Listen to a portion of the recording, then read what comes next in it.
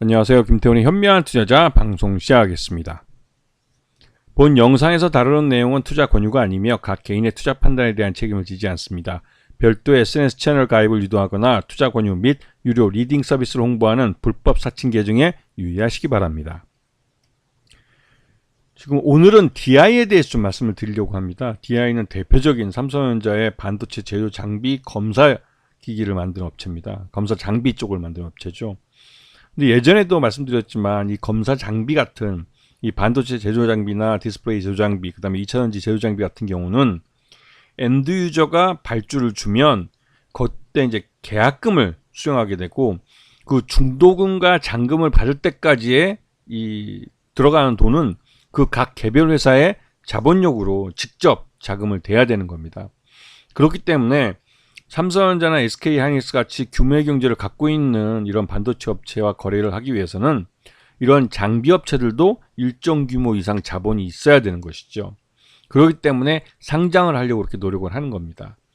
DI 같은 경우는 자회사로 디지털 프론티어를 갖고 있는데요. 이렇게 두 개의 회사를 별도로 가져가는 이유는 DI는 삼성전자만 상대를 하고 그 자회사인 디지털 프론티어는 철저하게 SK하이닉스만 그 대응을 합니다. 그렇기 때문에 두 회사가 고객사를 달리 가져가는 것이죠. 이렇게 하는 건 삼성전자도 SK하이닉스도 반도체 제조 쪽에 발생하는 이 그 기술적인 특성들을 상대에게 보여주기 싫은 것이고, 이런 것들이 같은 회사, DI그룹이라는 회사 내에 있는 회사를 할지라도 별도의 자회사로 유지를 하면 비밀유지 계약서에 따라서 이러한 이 제조 장비의 개별 SK하이닉스 향이나 삼성전자 향이나 그 각각의 이 비밀은 지켜주게 돼 있는 것이죠. 그렇기 때문에 별도의 회사로 이렇게 운영을 하고 있습니다. 그래서 지금 DI 같은 경우 대표적인 반도체 후공정, 특히 이제 검사 장비 쪽이기 때문에 거의 끝에 엔드 쪽에 있는 그런 장비인데요. 그렇지만 그렇기 때문에 가장 중요한 이 정품과 양품, 그러니까 양품과 또 불량품을 구분해내는 가장 중요한 그리고 가장 정밀한 그 제조 장비를 만드는 회사입니다.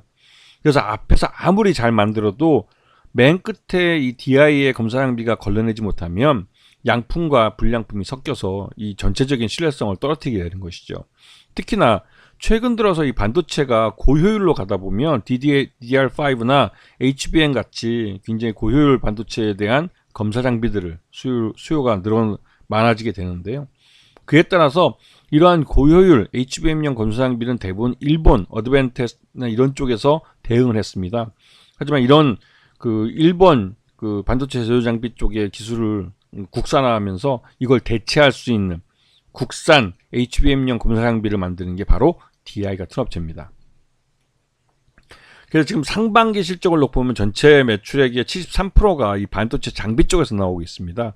그리고 전자 부품이나 또 환경 또 2차전지 쪽에서도 일부 발생하지만 아직 2차전지 쪽 제조 장비 쪽은 이 시작하는 단계에 있기 때문에 아직 매출에서 기여하는 바는 아직 한 자릿수에 머물고 있는 상태죠.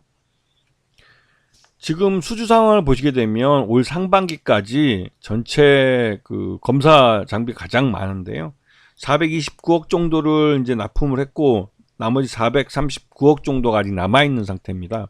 그렇기 때문에 장기적으로 이러한 물량을 쳐내면 그 실적으로 잡히게 되는데, 특히나 이제 문제가 되는 건 이 삼성전자의 평택 공장의 2단계 공장, 그 5공장이 거의 올스톱되어 있는 상태죠. 이게 이제 그 정부에서 현재 밀고 있는 용인에 있는 반도체 클러스터하고 평택 공장하고는 이게 중복 투자의 우려가 있는 상황입니다. 그러다 보니 그 2단계 5공장부터 이 삼성전자는 투자를 일단 중단시키고 상황을 지켜보고 있는데요. 그러다 보니 여기에서 발주를 받고 있는 이 DI 같은 업체들은 일단은 발주를 받아놓고 이 스탠바이 하고 있을 수밖에 없는 것이죠. 앞에서 설명드리지만 이런 엔드 유저인 삼성전자나 SK하이닉스가 발주를 주면 그때 계약금을 주게 되는데, 계약금 외에 중도금과 잔금을 줄 때까지의 여기에 들어가는 비용이나 이런 것들은 그 개별 회사들, 발주를 받은 그 장비 업체들이 자체 자금으로 조달을 해야 되는 겁니다. 그래서 웬만하면 자금력이 있고 규모가 있는 데가 삼성전자나 SK하이닉스 같은데 1차 협력업체가 되는 것이죠. 그래서 지금 연결손익계산서를 보시게 되면 DI가 작년에 비해서 올해 그 상반기 중에 실적이 많이 줄어든 걸 알 수가 있습니다.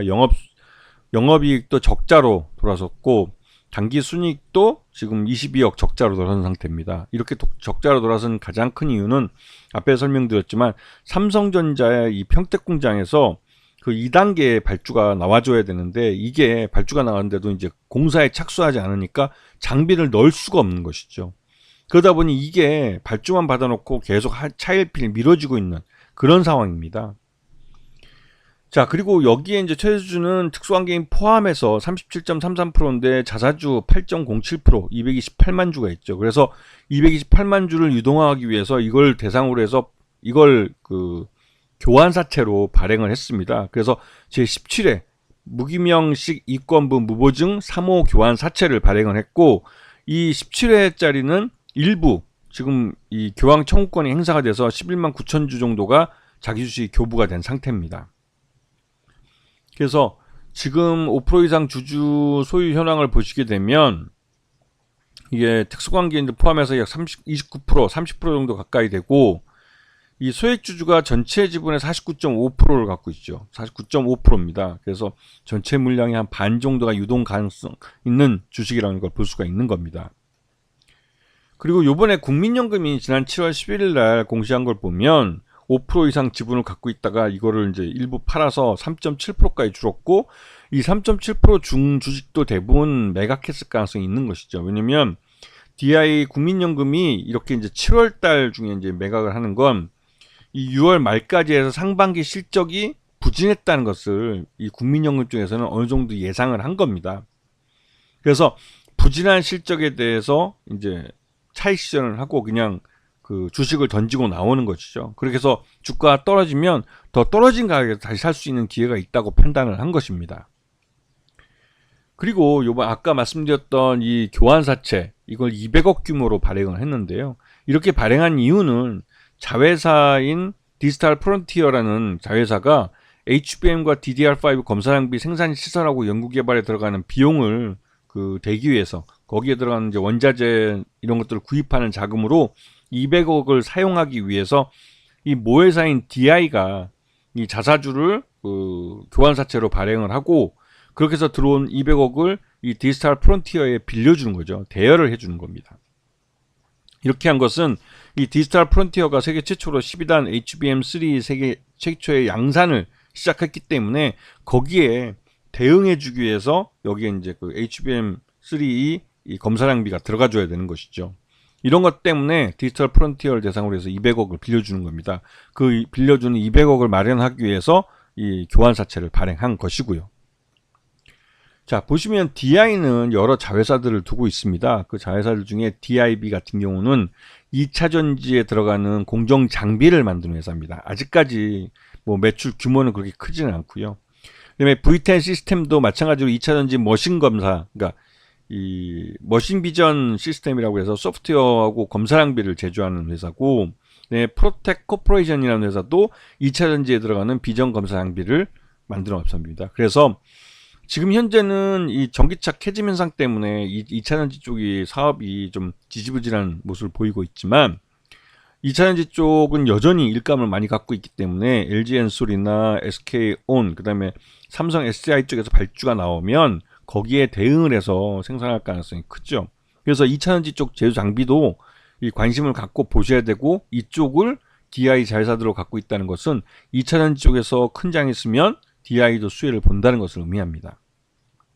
자, 보시면 DI 같은 경우는 지금 자회사가 이제 자회사 디지털 프론티어가 SK향으로 12단 HBM3 제조용 검사 장비를 국산화해서 납품을 시작했습니다. 그래서 그것 때문에 이 돈이 필요해서 교환사채 200억을 발행한 것이죠.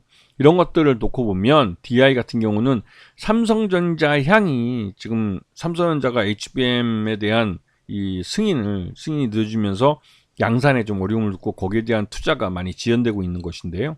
그런 것들을 감안하더라도 DI는 자회사를 통해서 이미 HBM 시장에서 충분히 수익을 내고 있는 그런 상태이기 때문에 DI 같은 경우는 이 최근에 이런 반도체 업황에서의 큰 변화에 수혜를 분명히 보고 있는 회사입니다. 물론 이 DI 같은 경우 삼성전자 향후로 주로 매출을 하고 있고 자회사인 디지털 프론티어 같은 경우는 SK 향으로 하고 있기 때문에 지분법 평가이익을 보는 것인데요. 그럼에도 불구하고 DI 같은 경우는 이 삼성전자도 이제 조만간 투자를 개시할 거기 때문에 그에 따른 수혜도 기대해 볼 수 있고 충분히 주가도 더 회복할 수 있는 가능성이 있는 종목이라는 것이죠. 그래서 이 반도체 장비 쪽은 이제 HBM 시장이 더 이제 경쟁이 활발해지고 삼성전자도 승인을 받고 양산에 들어가면 이 본격적으로 관련된 공장 라인들을 까는 투자를 할 겁니다. 이제 이런 부분들을 관심을 갖고 지켜보셔야 할 단계가 된 것이죠. 아시겠죠? 자, 오늘 방송 여기서 마치겠습니다. 감사합니다.